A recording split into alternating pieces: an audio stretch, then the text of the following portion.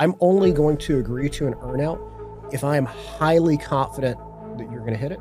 Because as you said, when you don't hit a growth earnout, that's not a good place for anyone. I would much rather pay the money, you hit the number, me saving, whatever that money is in cash is never worth the negative sentiment. I'm a believer in what I think earnouts do too, and I say this, and this is why I'm a fan of them. I think it keeps people honest. It makes people do the right shit on the transition. It makes people do the right things, in the business. And that's why last night at dinner you saw me give half my earnout to my team if they hit it. Hey everyone, thank you for joining us today. I want to give a quick shout out to our sponsors, Service Titan and Rilla, our technology of choice to helping us scale and grow our business and making sure all of our viewers have the technology to scale their business so when they want to sell it, they're able to. Welcome to the Roofing CEO Playbook podcast. Build it to sell it. We're here to cut through the noise, all the rhetoric, to show you how to build your roofing business, make it profitable, where you make a boat ton of money, and the cherry on top, when you're ready to sell, you can sell to a private equity firm and change your family's life.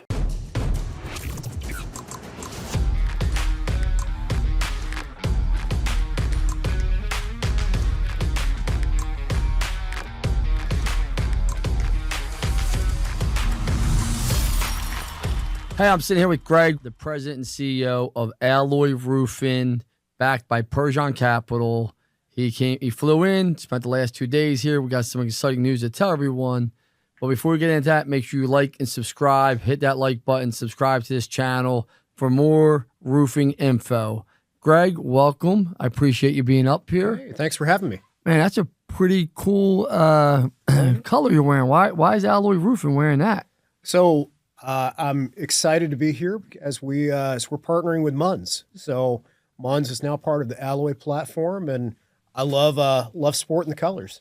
I didn't know that I was going to be wearing this color of green today, but I like it. It stands out. People, Greg, think, you've been in the home services. You've done this. You're CEO. You worked at McKinsey. You understand what it takes to build great companies, to build a platform, to recap it, to sell.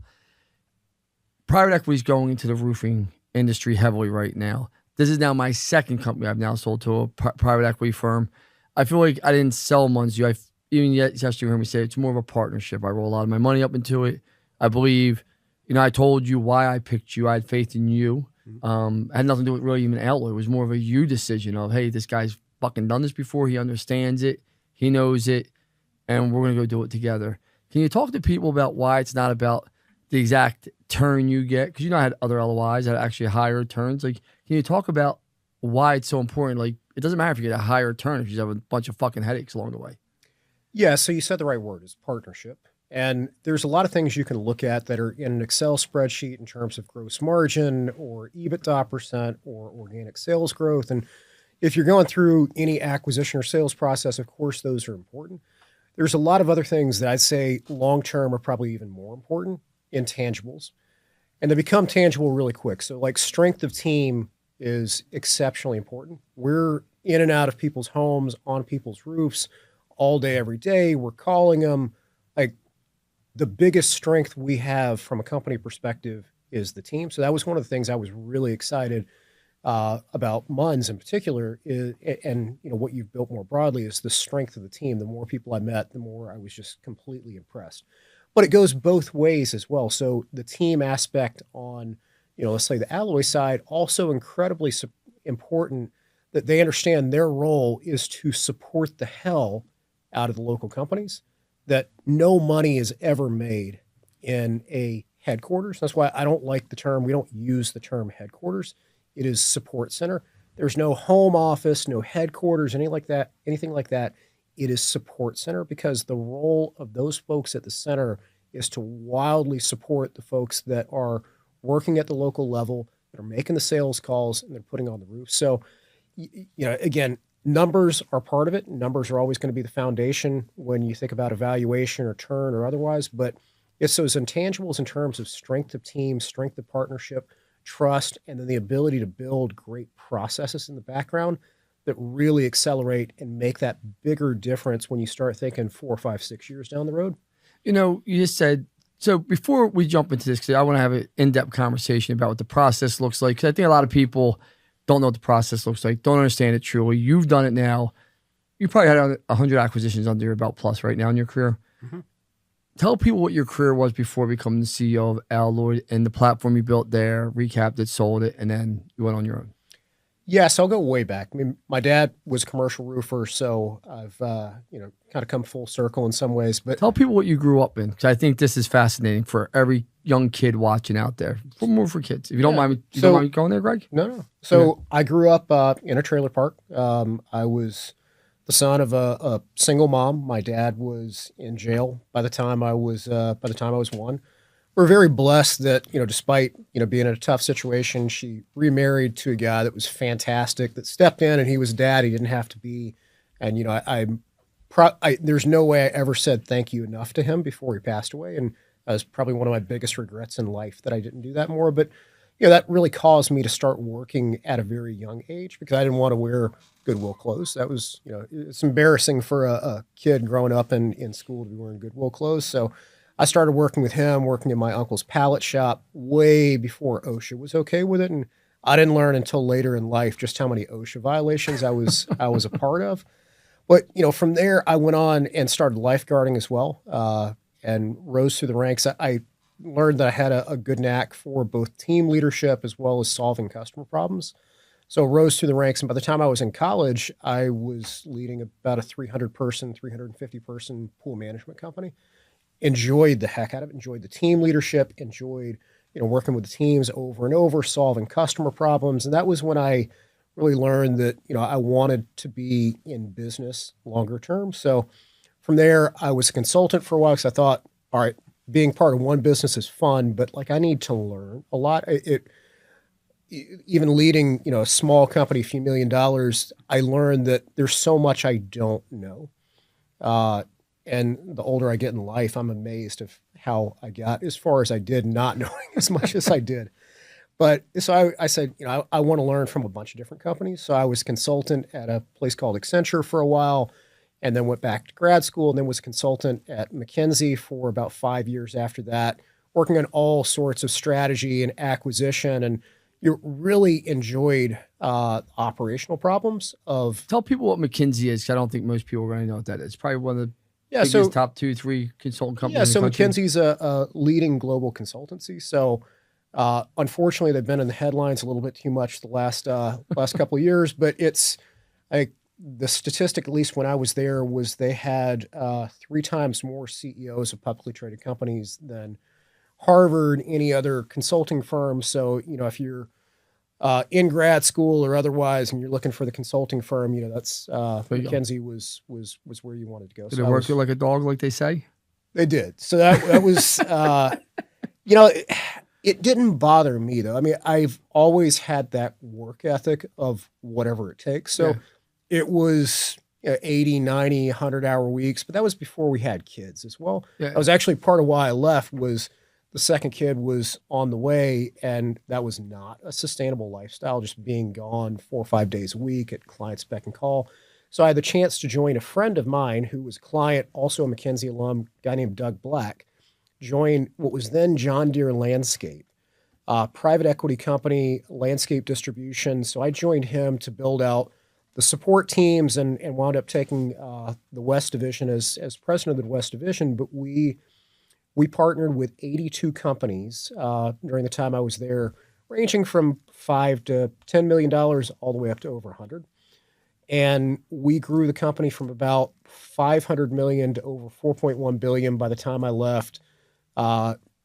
Rebranded the company to Site One, IPO on the New York Stock Exchange. So got to go stand up there with the bell ringing, which was a super cool experience. But one of the things that I think was so critical for us was we looked for the best of the best. It wasn't a matter of just size. It came back to where we started the discussion with partnership and the intangibles. We would ask our local team members, our suppliers, our customers, who is the best in this market? And that's who we wanted to partner with, which as we built more and more companies under the portfolio, just had such tremendous knock-on effects. If you had the best of the best teams, you had the best of the best practices. So being able to put those people together and share what they were doing, share what was making them great, allowed us to also outpace the rest of the market in organic growth and profitability in literally every market that we had. So now you're at Alloy. They bring you on. You're their first employee at CEO, right? Yeah. You're tasked with building out this. I'm also the janitor too. Well, it's that there is some truth to that though. Yes. Like you got to do everything at first, right? Yeah. You're building out your team. I've seen in the 3 months I've known you now, you've added probably 10, 12 people now. Is that about accurate? Yeah. You know, all smart people, a lot of West Point people. We had the pleasure of having dinner with them last night. Very nice people, Jonathan and Charlie.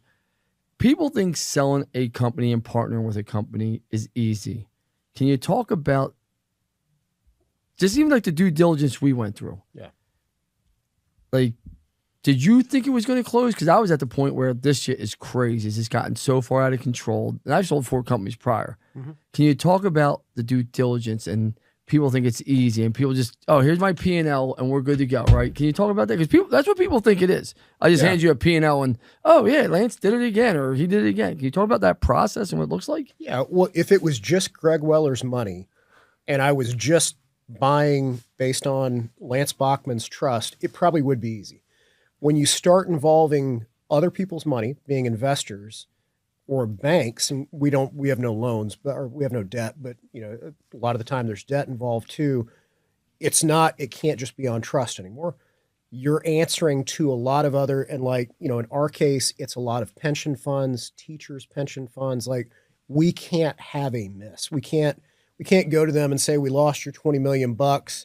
I trusted him. He said he was going to do all the right things, but we missed something. So when you're involving other people's money, whether it's a publicly traded company, whether it's private equity owned company, it raises the bar quite significantly to make sure that you are you're taking care of other people's money. And the comparable I would give would be like when you're going to get a home mortgage.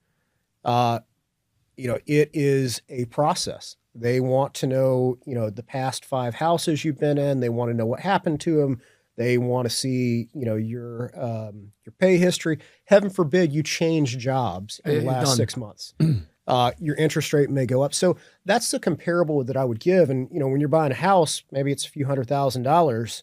When you start talking 5, 10, north of $20 million, the ante keeps going up in terms of making sure that, you're doing right by all those folks that have trusted you with their money. Let's talk about that, right? Because, we were talking last night. You said this is one of Perjon's bigger deals, biggest one on your roofing platform. Mm-hmm.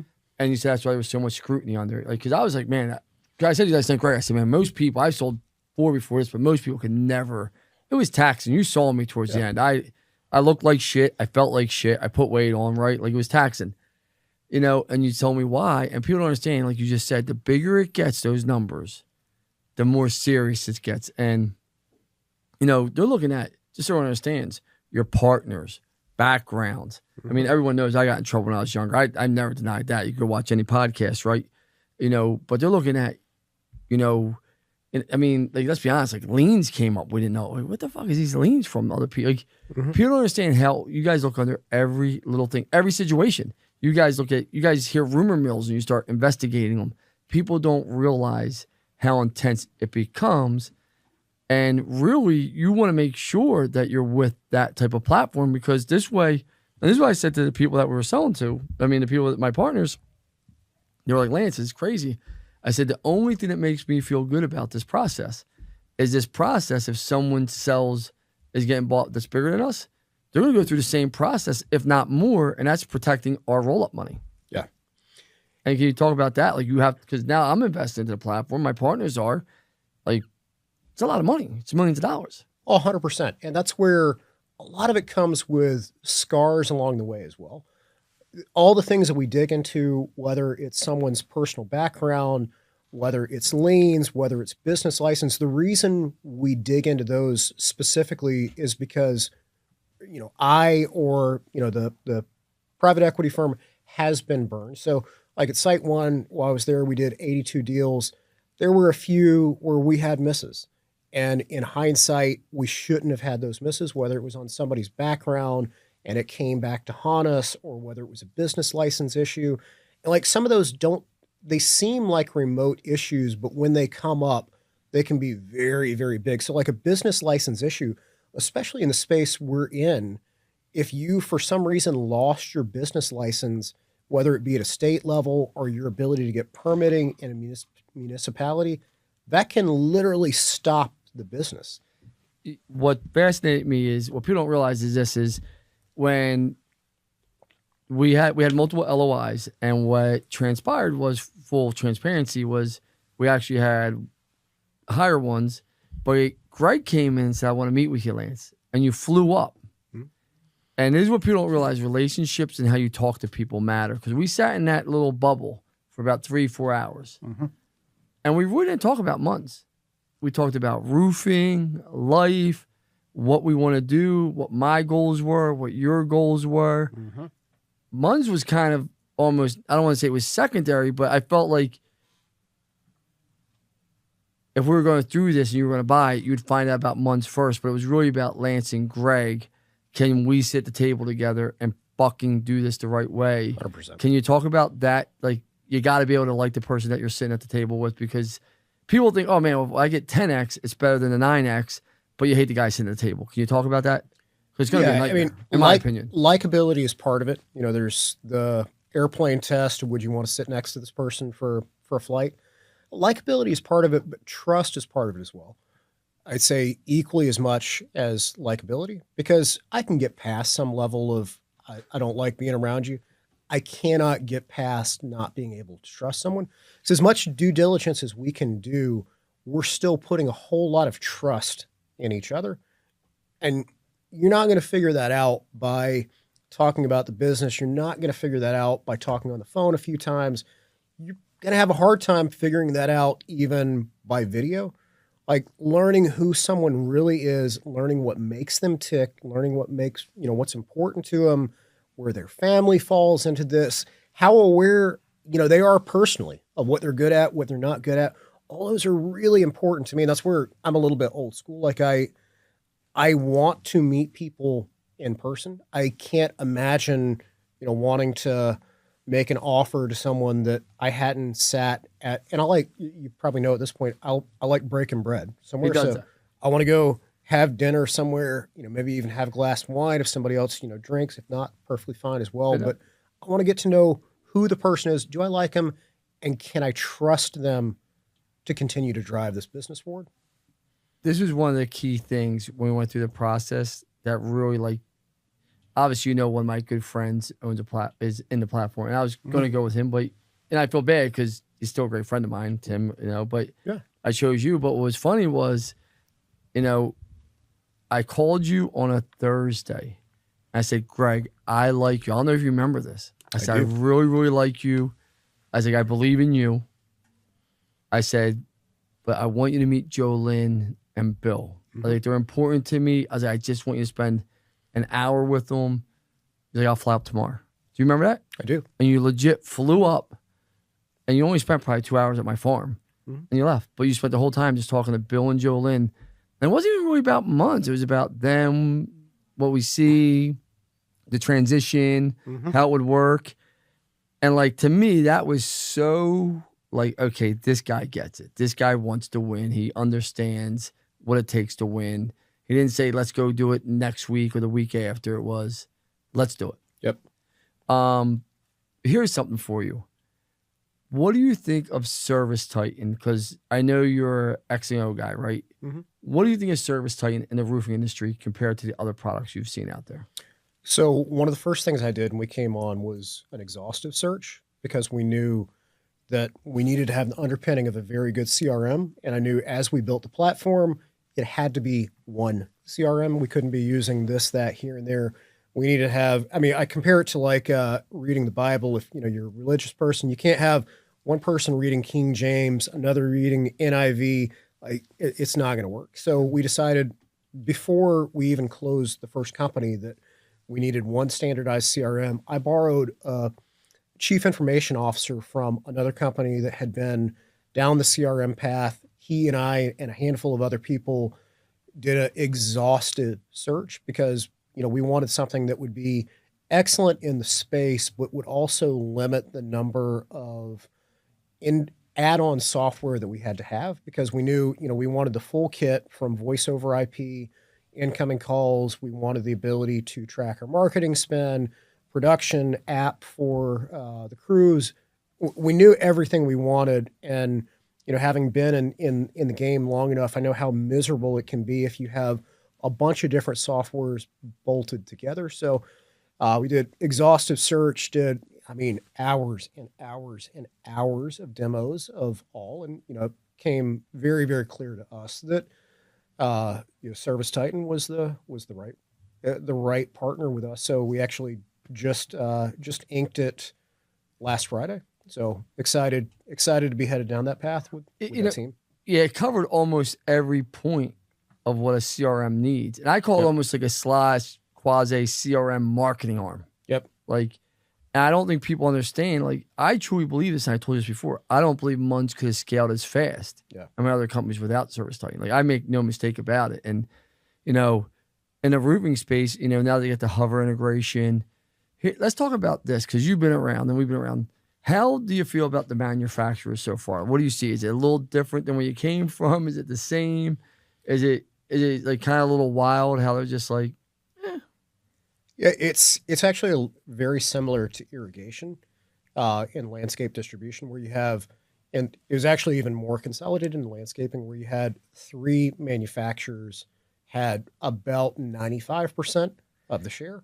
crazy? And one of the things to me is it's clear the manufacturers have a lot of control in the space. Now the products are good. The products are very good, but I'm still learning in the space, so I probably don't know more than I do know. But it seems like prices go up and prices go up, but yet there's not always enough product to go around, which is quite fascinating to me. So I still need to learn a lot more, but looking forward to learning more about the manufacturers. It's definitely a wild space. Let's talk about this. You've been here for the last 2 days. People don't understand. There's a transition, right? There's a whole plan we put in place for the next 9 months, year, 6 months as you go through it. And you come in, people get nervous, right? People are always nervous. What's the biggest asset when you're buying a company, if you don't mind me asking? Oh, it's the people. Okay. It is the people. It's the team. No bones about it. And people don't like change. I'll go back to my old boss at Site One, Doug Black. He would talk about the only people that like change are wet babies. And other than that, even if it's a good change, it's still, it's scary, can create anxiety. So, for us, for me in particular, it's critically important to come in and meet people in person, get to know them on a personal level. Job and all that's interesting, but getting to know people at a personal level, demystify the who is Greg, who is Ally, reassure that we're all just people working with other people is critically important. Yeah, I don't think people, here's what I say to people, if you're, there's levels to this, and we've talked about this, right? I'm very good at taking companies from a few $1 million to that 25, 30, $40 million. I think that's my sweet spot. Yep. I have no problem saying that's where I'm staying. I have no desire. If I wanted to build a platform, I would have built one by now, right? I'm the desire, right? It's what you do, people don't realize it's a whole different level compared to what I do. You're saying, okay, our goal is to get to, let's just say 500 million in revenue, 100 million in EBITDA, and then recap it, sell to a Bain or a Morgan Stanley, where you're going to get 25x or 20, whatever that number might be, right? Can you talk about how there's levels to it and it's a different mindset that you have? You have to have different personalities and different strengths and weaknesses. It doesn't make you better than me or me better than you. It's just 2 different ways of doing it. But both of us have to take care of our people inside of our organization or 100%. It never happens. Can you just talk about the mindset of there's levels to this? 'Cause I don't think most people realize there's levels to this.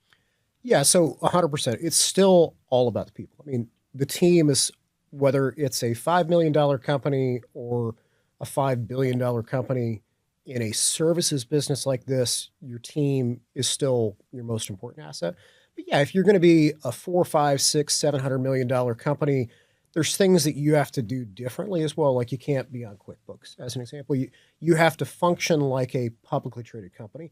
And it comes back to other people are putting a lot of money into this, so they want to make sure that your financials are accurate. So accounting's got to be a little bit different. And then, you're building the number of people, you get a lot more scrutiny as well. So you got to be a lot more buttoned up when you think about it from a human resource perspective. So you've got to have pay bands and job descriptions and a formal review process that people look at and go, that's fair. That makes sense, and that ties across different companies. You've got to have broader programs where, like for us, one of the benefits will be if you want to move down to Houston. Oh, we've got a company in Houston. You can. Well, we can't do that willy nilly each time. We have to have a program in place that makes it fair, and it's not, this person got to do it, but this one didn't, and why. So, it's a lot of the same.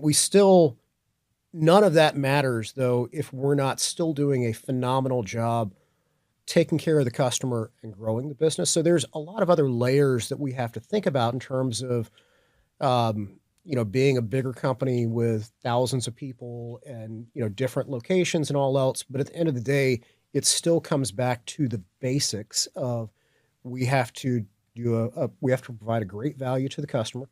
We have to provide phenomenal customer service. We have to be a great place to work at a local level. So a lot of it can't change. A lot of what you're really good at, we have to make sure we stay really good at. But yeah, there's just other things we need to do to be able to be a bigger company as well. Here's a question for you, because people hear, oh my God, Lance, build it to sell it. Every company you sold now to private equity, my 6 months under LOI right now. And I say, yes, because they're leveling up. Like every employee should be ecstatic these last 48 hours, in my opinion. And I believe that all my heart. Mm-hmm. Can you talk about the advantages of being with a big private equity firm and a platform? It's different, right, than being with let's be honest, a small business owner like me. Because that's what it is. It's all my businesses are small business. People say, Lance, 25 million isn't small, 100 million is. They're small, as you know, Greg, compared to real private. Life is always compared to what? There's always something bigger out there. But one of the biggest things would be scale provides you with a lot of things that you can't. Pay attention to this. So from an employee perspective, scale provides you, like as a $200, $300 million company, we have a lot better insurance options than a $20 million company. Premiums are down, coverage is better. We're able to provide 401k. So just from a pure benefits perspective, it's a lot better. We're able to afford better software packages that, make it a lot easier for you to clock in, clock out, and take the pain out of it. We're able to, as we have multiple locations, allow you to move around. If your husband, wife, whatever needs to move to a different location, fantastic. We have a location there, provides you career flexibility. It also, as you move up the ladder as well, provides you a lot more flexibility. Because let's say you're a phenomenal seller and you have aspirations to be a sales team leader, but your sales team leader is phenomenal and that's where they're going to be for the next 5 to 10 years.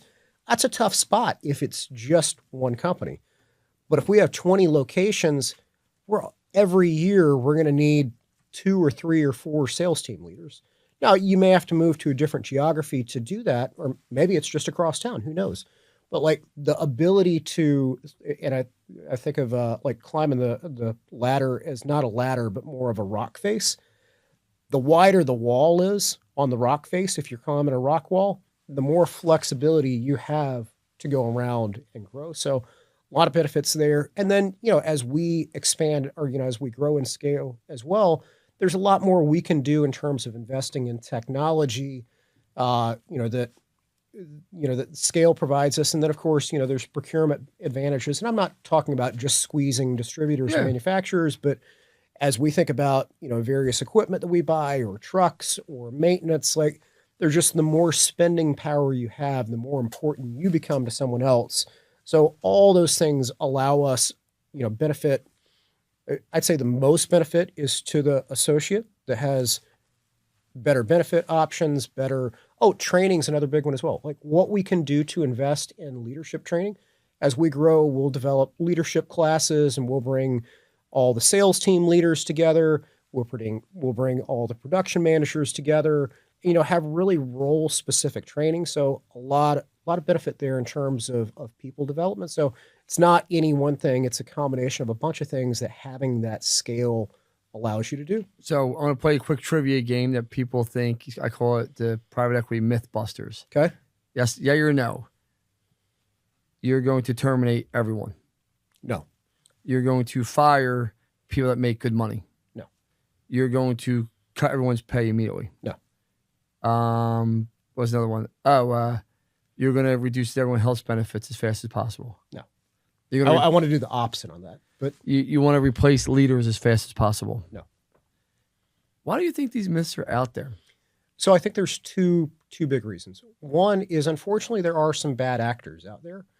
That there's a lot of private equity firms out there, and unfortunately, some of the folks they put in leadership positions haven't run a business, and sometimes it's different to run a business than it is to run an Excel spreadsheet, and decisions can look quite attractive on an Excel spreadsheet, but if you haven't been responsible for tens or hundreds or thousands of people, you may not understand the implications associated. But if you've been in a leadership role long enough of leading people, leading teams, you understand how things play out, and that yes, things may look good on an Excel spreadsheet. So I think part of it, you've got some bad actors, and the bad stories circulate a lot faster than the good ones do, because the good ones just fly under the radar and keep going. I think the other is whenever there's an absence of information, people jump to the worst case scenario. So if they haven't been personally reassured that, yes, nothing's going to change, it's very easy to go home to your husband or your wife and go, what does this mean? And just that's our natural brain. I don't understand the psychology behind it, but in the absence of knowing what the future looks like, a lot of us hop to the immediate what if that. So I think you got that combination of the two things where a small portion of bad actors, those stories, it's like the news. You flip on, I don't care which persuasion of news you flip on, it's 90% negative. Yeah. And so, yeah. Here's another few ones for you. I'm going to retrade you. Everyone's afraid to get retraded. So I'd say that's similar to where there are, I think this is actually more prevalent. There are, unfortunately, too many private equity firms out there that they will do whatever it takes to get the LOI signed, to get under an agreement, because they know that the emotional investment, once someone is under an LOI,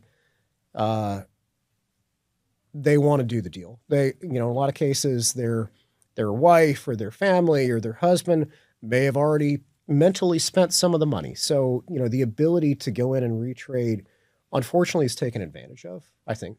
I don't know if that's 10% or 30%, but it happens enough. For me, and it was simple because I've never been retraded. And you guys didn't even try to retrade me at all at any point. You guys were great through, besides the due diligence, great.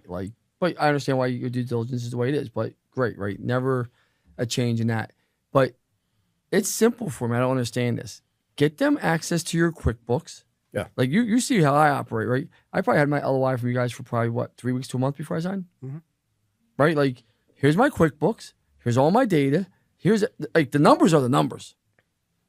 They got bean counters, more bean counters than you could imagine. Because all they do is Excel spreadsheets, yes or no. And I'm not being disrespectful by calling them bean counters, but you know what they are. They just sit there and they pivot this and pivot that and pivot this. Yep. And they know within a certain amount of certainty that you're either at the EBITDA number you think you're at or you're not before you sign the LOI, yes or no? Yes. So you shouldn't be retraded if you go through that. But most people refuse to wait that long to let that. Because that process really takes realistically, what, 2 weeks? Thereabouts. Only in this business, there's a couple of things that really can challenge it just in terms of was there storm activity, things that may not be repeatable. Correct. Did you have a big HOA job or big commercial job? So that's the key thing that can take a little bit longer. Well, you asked those questions up front. 100%. You Like Yes. you asked them, Yes. Tim from Canopy asked, like, and once you're in here, space a little bit more, you're not even going to have to ask them because you're going to be able to know. Makes sense? Yep. You're going to be able to, because you're going to know the markets, you know what goes on. But you asked right up front, and I think that's where, and I'm trying to explain this to people because you remember the people watching this, Greg, they're not you, they're not me, they've not been through this. And most people, I do believe this, when I did my first sale, I shit my pants. I was like, oh, I had that feeling of what you just said. I just want to close this now. I want to get the money. Mm-hmm. After I've sold multiple now, I don't even have that feeling because I can't spend the money I have. So that money is going to be irrelevant if I don't do the right things by it, right? So I think people don't understand is wait the 2 weeks. And make sure you say, hey, listen, I mean, the one that I give Terrence credit for at Persian, Terrence let me know that the numbers were the numbers. And what's the other guy's name? I forget his name that was involved. Terrence and some other one. But Terrence let me know, like, hey, Lance, yeah, the numbers are the numbers. And can you explain to people why don't run your personal shit through your books? Because that's what makes it that much easier, yes or no? Yeah. So when you're running your wife's car or, vacation trips or stuff like that, that takes us time to dig through. And, that creates gaps between what you expect, what you think you're making profit wise and what we think you're making profit wise. And that leads to back and forth. But just if I could just provide one other piece of advice, and I've given this to a bunch of folks that have considered selling their company, sit down before you start engaging with anyone and write down what is important to you, because it's really easy to hop to the financial. And once you're under LOI, it becomes all about the financials and valuation. But if you, go out and talk to people that have sold their companies before, there's a lot more than financials and the amount you're getting at purchase price or an earnout or anything like that in terms of your happiness with doing the deal, in terms of your own personal role, your team's role. I mean, a lot of your teams in most cases are either our family or as close as family. So like what kind of environment? So the guidance that I give to really be true to yourself and make sure you're not in the oh shit moment later is write it down ahead of time. What's most important to you? I mean, valuation, of course, part of it. What are the other elements? What do you want your role to look like afterwards? What kind of company do you want to partner with? What do you not want to do? And that way you can hold yourself true to yourself as you're going through that, and you don't have any slippage or dispersion as you're having, you don't get dealitis and get locked in, and then, somebody's trying to retrade you for $1 million or something like that. Like, what you're willing to agree to up front. Here's a question for you, because you brought up earnouts, right? I've never missed an earnout. So, like, I'm not afraid of them, as you know. Like, some people are like, oh, we should never do an earnout. You should never do an earnout. People don't pay. The companies I've done deals with, everyone's paid, right? Yeah. Like, you saw me give half my earnout to my team if they hit it last night at dinner. Yes or no? Yeah. I said, yo, guys, if we hit the earnout, 50% of my earnout's going to you guys. I spread it across. Like, the winning is just as important as getting the earnout, in my opinion, right? Completely agree. Can you talk to people about earnouts, why they're good and bad, right? Because I think they're good and bad. I think if you're with a shitty organization, they're really bad. I think if you're the right organization, and if you do it the way Persian did mine, am I allowed to say, like, just, hey, listen, this is pure gross profit. Like, hey, this is, you gotta be like, it wasn't the EBITDA number because you guys control that with fixed costs, as you know. And so it was more than fair. I was like, shit, if I can't run this organization as we agreed upon for the next 6 to 12 months and keep a GP, we got problems. Yep. Can you talk about how someone should structure earnout? Should they not have one? Because you've done 100 deals. Like, you've seen the good, the bad, the ugly. And once someone doesn't get an earnout, it normally turns bad. Turns bad quick. Yeah. So normally where an earnout can be very effective is if a business has been growing, it's on a growth trajectory, and the owner is sitting there going, should I sell now? I think I can grow the business another 20% next year. Am I leaving money on the table?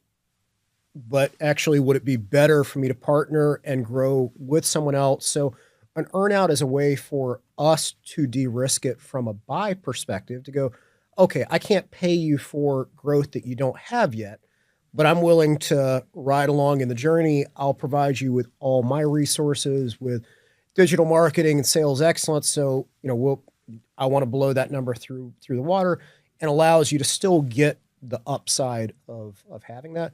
But you're right on structuring where it's critically important that it's a very hittable figure. Like I've had sellers approach me and say, like, I get that, we have I'm making numbers up, but a 15% growth tier, I want a 50% growth tier. And I said, no, no, no, no. Like, not going to, like, you grow 50%, you may break the business, but also I want to set up, I'm only going to agree to an earnout if I am highly confident that you're going to hit it. Because as you said, when you don't hit a growth earnout, that's not a good place for anyone. I would much rather pay the money, you hit the number, than like me saving, whatever that money is in cash is never worth the negative sentiment that is there. You know, I mean, I'm a believer in what I think earnouts do too, and I say this, and this is why I'm a fan of them. I think it keeps people honest. It makes people do the right shit on the transition. It makes people do the right things, in the business. And that's why last night at dinner you saw me give half my earnout to my team if they hit it. Yep. I said, yo guys, if you guys go hit this, because I want everyone to do the right thing. I think people don't understand if you're going to be in this space long term, it's a short community, yes or no? Yeah. And it's a lot easier if you spread some of that wealth around to make sure that they get to the numbers. I mean, would you kind of agree to that? Like if you're selling a business, you own a business. I think a lot of owners are like, oh my God, I got to take all this money myself. I got to take all this money myself. You might want to spread some of it around because these are the people that build it for you. Yeah, I mean, part of it is they're the people that you built it, but part of it, you want them highly engaged. I mean, for a whole bunch of reasons. So, yeah, there's a lot of different ways of structuring it in sharing earnout, but the more you give folks incentive to win post-close, everybody wins. No doubt. Last question. What's next for Al Lloyd and Greg? So Allo and Greg, we want to continue, looking for the best of the best out there. So for us, it's not a set size. It's more, we want a company companies that have a phenomenal reputation, that they're doing business the right way, taking care of customers, and have really strong teams because winners like working with other winners. So as we build that together, so that's the next thing for Alloy is to continue down the path. And, we're having a bunch of discussions right now, but, look at the markets that are most important to us from a strategic perspective and then say, who's the best of the best in the market that we want to partner with. So that's it for us. Someone watching this, how do they get a hold of you, Greg? So they can reach out to me directly. I'm an easy guy, just greg.weller@alloyroofing.com. Greg, thank you for being here. I look forward to our partnership. I look forward to building. I can't wait to see Munns continue to grow under your leadership. Let's go do this, my friend. Thank you for coming. Hey, thanks for having me. If you enjoyed this and you enjoyed finding out about more roofing and private equity, how it works, make sure you like and subscribe.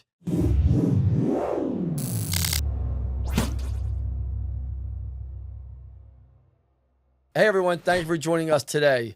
I want to give a quick shout out to our sponsors, Service Titan and Rilla, our technology of choice to helping us scale and grow our business and making sure all of our viewers have the technology to scale their business so when they want to sell it, they're able to.